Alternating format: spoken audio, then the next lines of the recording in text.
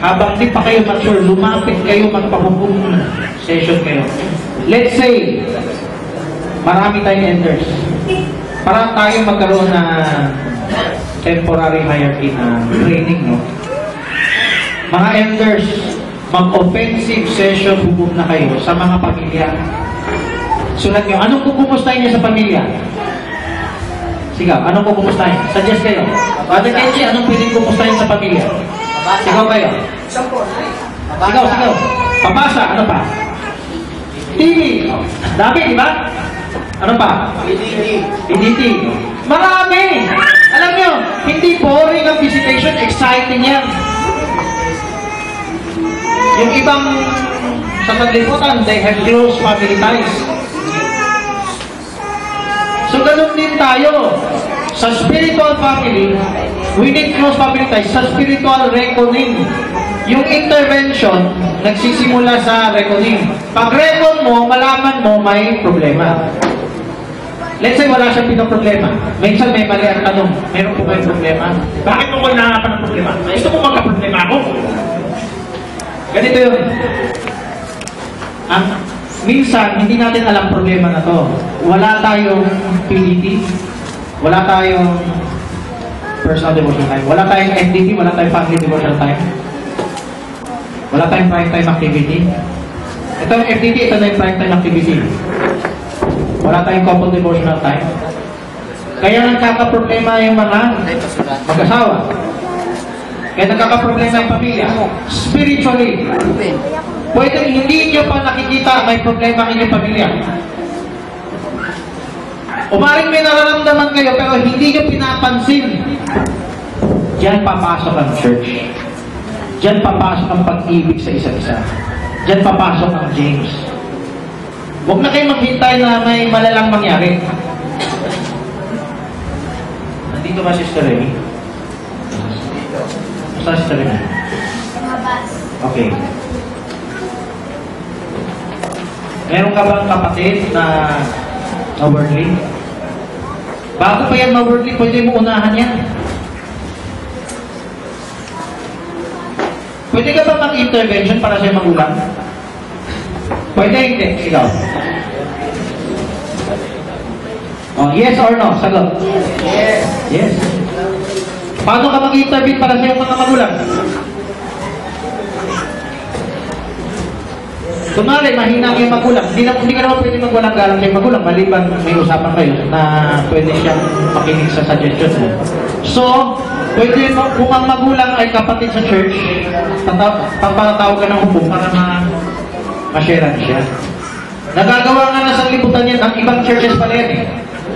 Yung anak, yung magulang, yung kapatid, inuugnay yung pastor na ma-sharean yung kanyang pamilya. Kaya dumadami yung miyembro nila. Pero hindi lang tayo sa parami ng miyembro. Ang hapon natin, iba naman.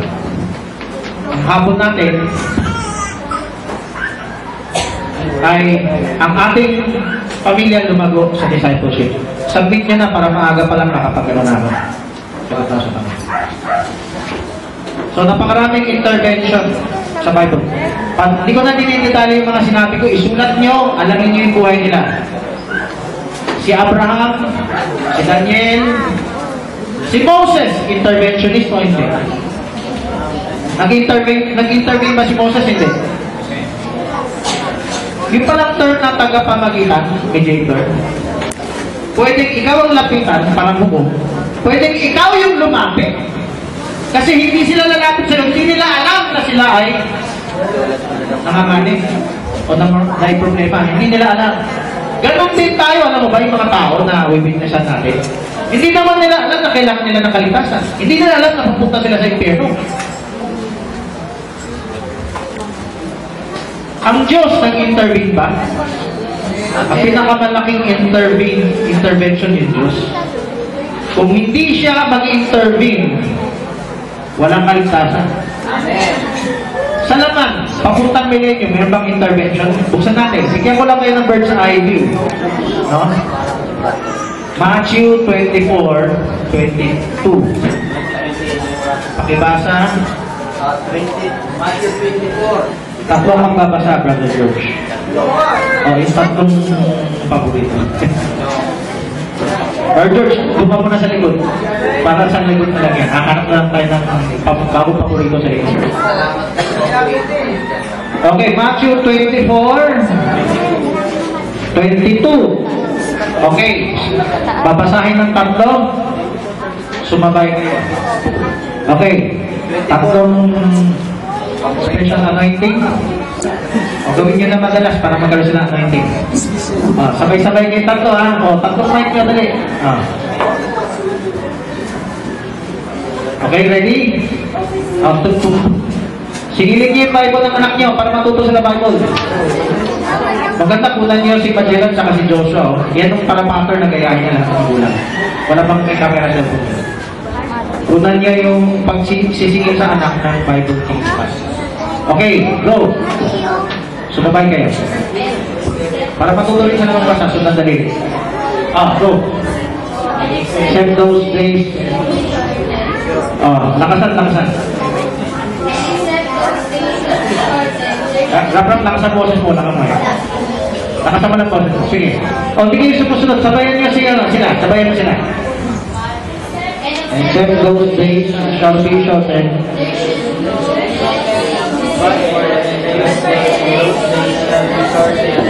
Pakiulit. Hindi kayo nagpapasa eh. Sige, go. And pakilakas. Sumunod kayo sa tatlo ha. Okay, tuloy. And those days shall be shortened. There should be no less received, but all for the sake those days shall be shortened. Sabihin natin, intervention. Ang Diyos ay papasok sa time kung pipigilan niya yung mangyayari para hindi mamatay lahat. So, napakaraming intervention sa Bible. Then dapat magkaroon na rin tayo ng idea, ano ba yung ministry natin? Nako, punong-puno ng intervention. Ngayon, siyempre, anointing mula sa ibang end time na negative siya.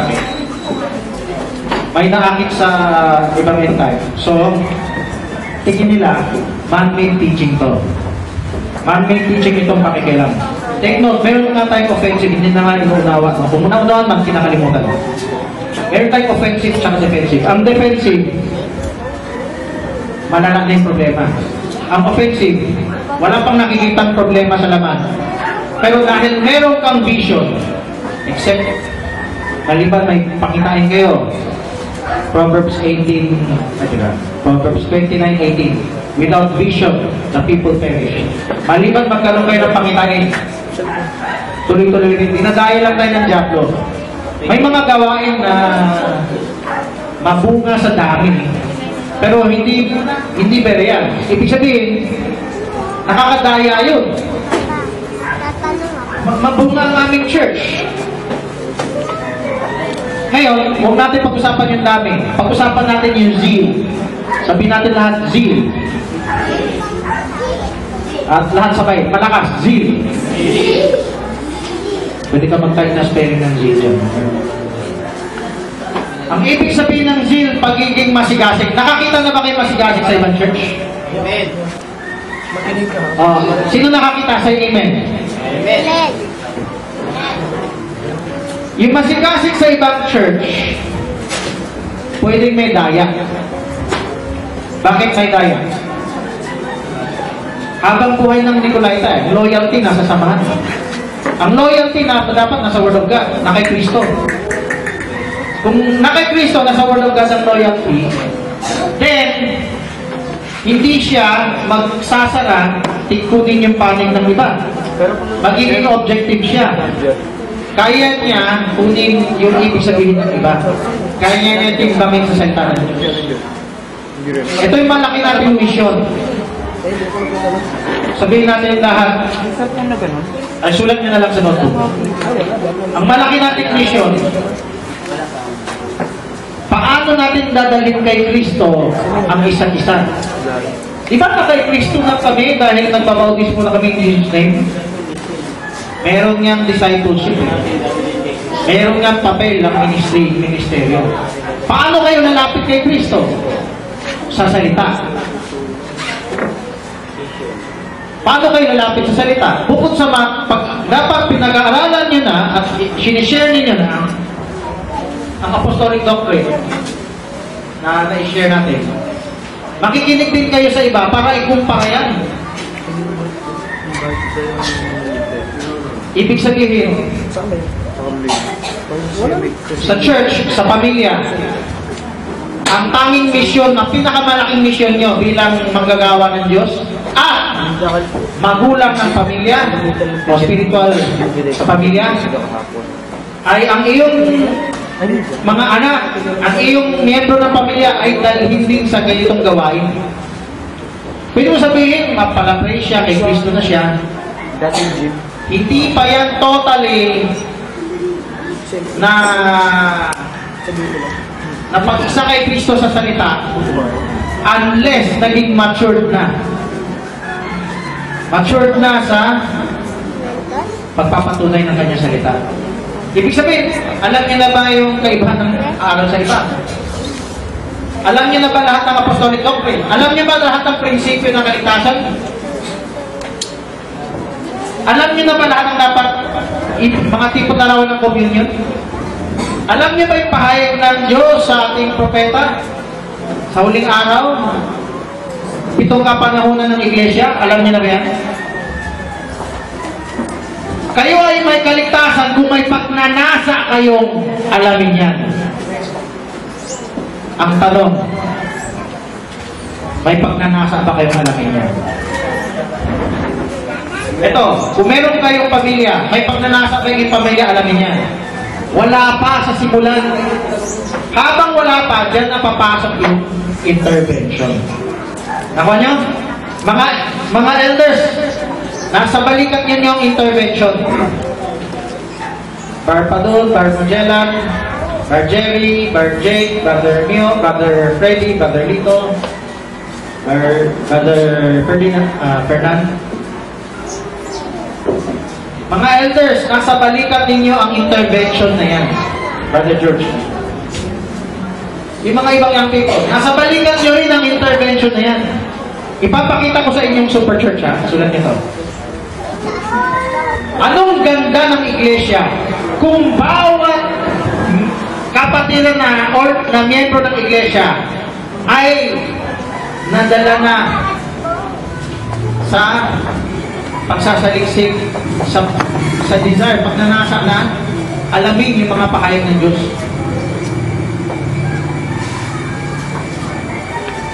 Nagkulang kayo, tumigil kayo sa first love na alamin ang mga pahayag ng Diyos. Yung ibang pastor, sumuko na lang. Kung, sige, kahit encouragement message, makontento na kayo. Bahala na yung Diyos yan. Diyos na magkukuha sa inyo yan. Totoo naman yan eh. Pero problema, ano bang gagawin natin? Hanggang dito lang ba tayo? No. Meron tayong individual hukum training. Kaya makuha natin yung intervention. Ang intervention, masama ba turuan ng pamilya magsaliksik? Masama ba turuan ng pamilya makinig sa spiritual radio kaysa worldly music? Masama ba sabihin sa pamilya huwag manood ng worldly TV? Bagkus, manood ng mga spiritual para makakompare? Sakal yan eh, kapatid.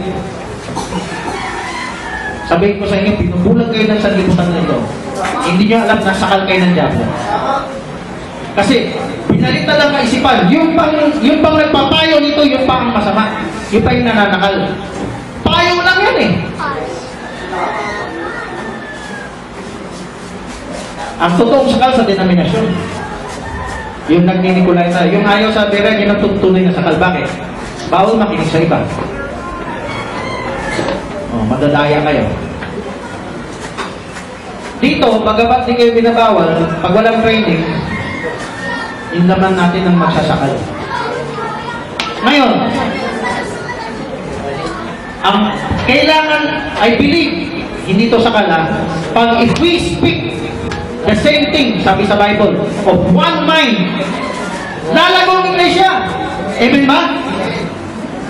Bawat isa sa inyo may party para mag-record, mangumusta, magpalakas sa isa't isa. Huwag kayong mag-usap sa naman lang.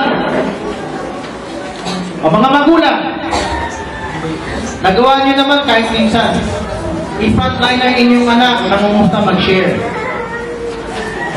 Hindi niyo ba alam na bibigyan niyo ng anointing anak niyo kahit aaraw ng Kristo ka? Mamaya, break time. Minsan kasi nagagawa, minsan hindi, minsan partial. Pero hindi tayo nagtuloy-tuloy. Nagawa na yan.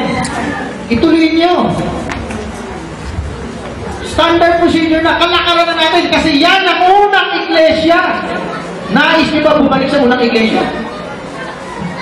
Ano yung unang iglesia sa Acts 2? They went from house to house. Oh, they continued in the apostles' doctrine. Ano ibig sabihin niya? Nag-sharing sila.